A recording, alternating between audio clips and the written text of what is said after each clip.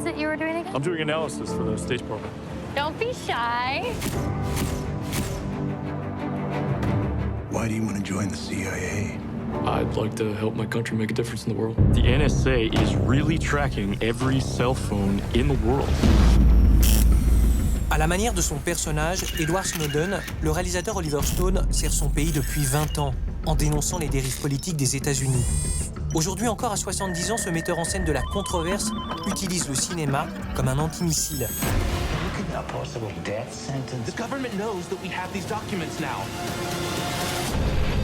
Snowden est un film sur le pouvoir, et le pouvoir est fondé sur le secret. En cela, c'est probablement le film qui parle le plus de sa mise en scène, puisque chaque réalisateur a le pouvoir de rendre visible ce qu'on ne voit pas.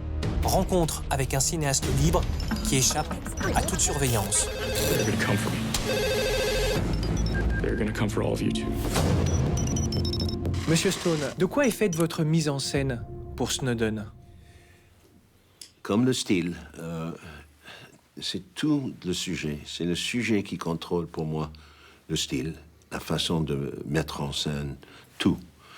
Alors, chaque film, pour moi, les gens ne pensent pas que c'est vrai, mais ils toujours parlent de l'auteur en France, ou d'un cinéma d'Oliver Stone. Mais ça, it creates the same kind of expectations. It sets up the idea that I'm making the same film. And that's because it's the same name. I don't see it that way. Every time I start, I swear to God, I start from a blank, a zero. I go through the script, I'm involved in the script, I either write it, co-write it, or I have to see it through my own eyes, and that sets up the camera, the lighting, the sense of production design. Where do we do this? How do we do this? All that comes later when you come in with crew. The style is really comes from the subject matter. So if it fits like a natural born killer's, yeah, you go crazy on it because it's and you can do it because it's a fiction. This is a life that happened. This is Mr. Snowden. I'm not going to make him in a character he's not. Mr. Kovic, born on the 4th of July, he was in a wheelchair. So his point of view is, a lot of that is from here, right? It's a limited movement. So you have to constrain him. This dictates the lenses that you use. I hate it when some producers will say to me, so how are you going to shoot it? You know, I said, I don't know. Okay. You know, I'm thinking about it, I'm working on it, but I don't know. When I did JFK, right afterward, I did Heaven and Earth. Right after. Heaven and Earth is a classically shot, beautiful color film. Nothing like JFK. Do you understand? I wasn't wedded to one thing. I don't know, when they talk about Oliver Stone cinema has to be explosive, vulgar, brutal on France. You know, that's not me. So.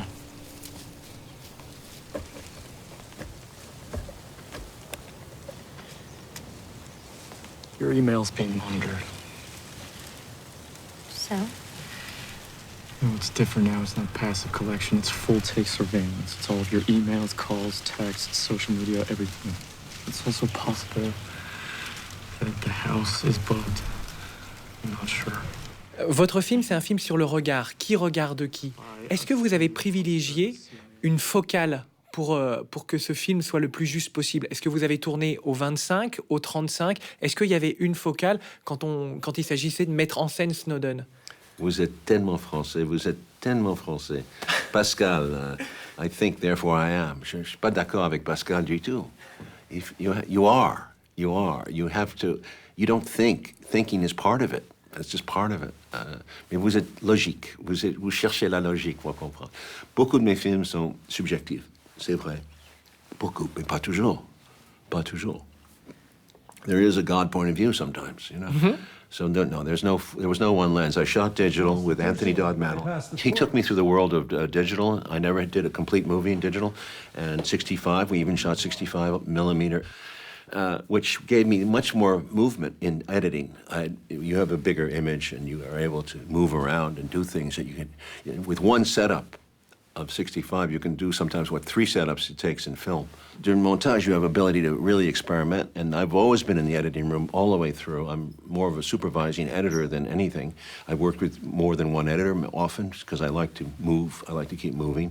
So I developed a system where at one point I had 4 editors working on any given Sunday. It was that kind of pace, you know. So somebody's got to supervise it, so it all comes together in a unity. Otherwise, you're going to have 4 different editors, and it's just going to be a mess. right. I walk in and say, what is that, or something? Yeah, absolutely. When you're on the set, you don't necessarily know how the final film is going to look, so you shoot to cover yourself. You can't just shoot one lens and decide that that's it. Sometimes I do, but not all the time. You shoot in two cameras with avec deux If caméras? if I can get two, sometimes three. But I will, my prime, and then I have a couple of other safety angles. Also, they're good angles. Sometimes they surprise you. But in other words, you can't see everything. I'm not Hitchcock. I can't walk on a set and this is the final movie and this is my cut here and I'm going to cut here. It doesn't work that way because modern movies are so muscular and dynamic that you have to be open to things you never thought possible. But in the Snowden movie, it was slower paced because you want to get into the characters, you want to understand what he's thinking, you understand his relationship to woman, Shailene Woodley. And as that goes, you notice the film gets faster as you get towards the end. And the cutting, the découpage, comme vous dites, ça devient plus aventureux. But it was a low-key film from the beginning. It was meant to be. On pourrait continuer cette conversation. J'ai tellement de questions à vous poser sur la direction d'acteur et tout ça. Ma dernière question, il me reste 10 secondes. C'est une question rituelle que je pose à tous les metteurs en scène que je rencontre. Pourquoi filmez-vous Oliver Stone? Oh, I see. I think to express myself. I think I have a desire to express. And I've always had that when I was young. 19, I wrote a novel.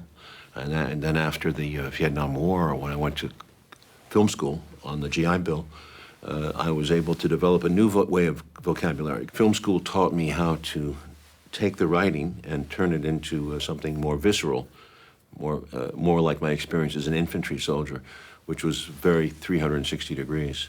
So I combined my writing a desire with this filming desire. Ok. Merci beaucoup.